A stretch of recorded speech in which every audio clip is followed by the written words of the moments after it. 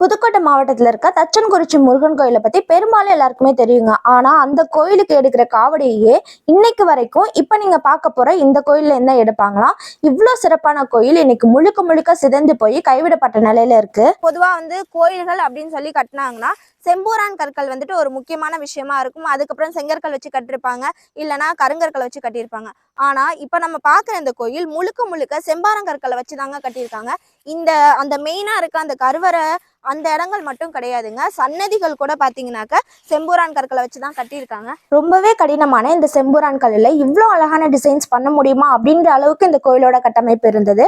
ஆரம்பத்துல புதுக்கோட்டையை ஆட்சி பண்ண பாண்டியர்களால தான் இந்த கோயில் கட்டப்பட்டிருக்கு. அதுக்கு சான்றா இந்த கோயில்ல 6 மீன் சின்னங்கள் இருந்திருக்குங்க. ஆனா அதுல 2 பாத்தீங்கன்னா சதஞ்சிருச்சு. இந்த கோயிலோட கருவறையில மூலவர் சிலை இல்லைனாலும் வெளியில பாத்தீங்கன்னா வேறு சில சிலைகள் அப்படியே புதையண்ட நிலையில இருக்குங்க. அவைகள் எல்லாமே பாக்குறதுக்கு வித்தியாசமாவும் முகம் சிதைஞ்சும் அடையாளம் தெரியாம இருக்கு. இந்த சுவாமி சிலைகள் பத்தி எனக்கு சரிவர தெரியல. மேபி உங்களுக்கு யாருக்காவது தெரிஞ்சுனாக்க மறக்காம கமெண்ட் பாக்ஸ்ல சொல்லுங்க.